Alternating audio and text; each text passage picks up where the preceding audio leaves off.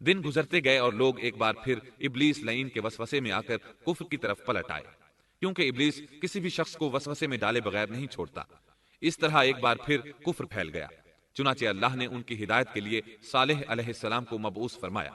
یہ سمود کے پوتوں میں سے ایک عربی نبی تھے، ان کا نسب نامہ اس طرح ہے: صالح بن عبید بن سیاف بن ماشح بن عبید بن حاضر بن سمود بن ارم بن سام بن نوح علیہ السلام۔ گویا صالح علیہ السلام کا تعلق قوم سمود سے تھا، اور یہ قوم عاد کی نسل سے تھی۔ سمود کی قوم نے یمن کو خیر باد کہا اور جزیرے سے شمال کی طرف منتقل ہو گئے، پھر وہاں ہجر نامی ایک بستی میں جا ٹھہرے۔ قرآن کریم کی سورۃ الحجر اسی بستی کے نام سے موسوم ہے۔ قوم عاد کا تذکرہ سورۃ الحجر کے علاوہ سورۃ الاحقاف اور سورہ ہود میں بھی ہے۔ اللہ تعالیٰ سورۃ الحجر آیت 80 میں فرماتے ہیں: وَلَقَدْ كَذَّبَ أَصْحَابُ الْحِجْرِ الْمُرْسَلِينَ،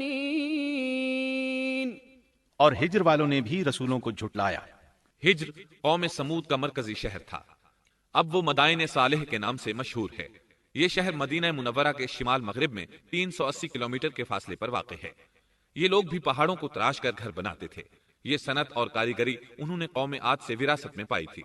اللہ تعالیٰ سورۃ الفجر آیت 9 میں فرماتے ہیں: وَثَمُودَ الَّذِينَ جَابُوا الصَّخْرَ بِالْوَادِ، اور قوم سمود کے ساتھ کیا کیا جنہوں نے وادی میں بڑے بڑے پتھر تراشے تھے۔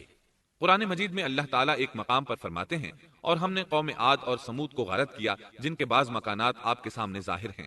ان کے مکانات ان کی تباہی سے لے کر اب تک موجود ہیں۔ شام کے راستے میں خیبر، تیماء سے تبوک تک قوم سمود کے آثار پائے جاتے ہیں۔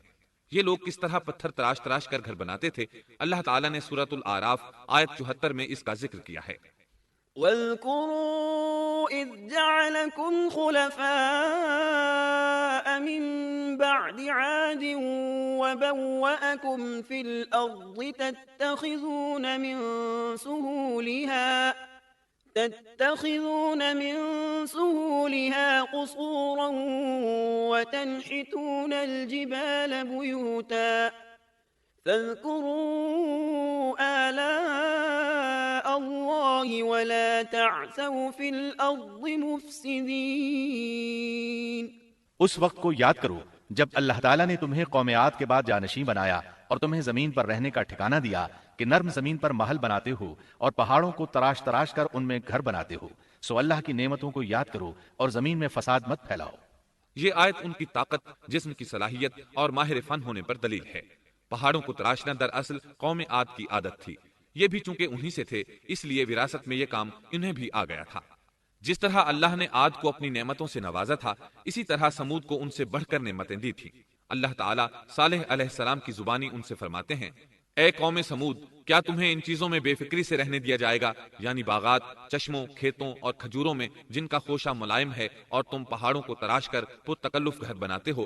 بس اللہ سے ڈرو اور میرا کہنا مانو۔ لیکن ان لوگوں نے ہر طرح سے قوم عاد کی پیروی کی، نصیحت پکڑنے کی بجائے بتوں کی عبادت شروع کر دی۔ اللہ نے ان کے درمیان صالح علیہ السلام کو مبعوث فرمایا۔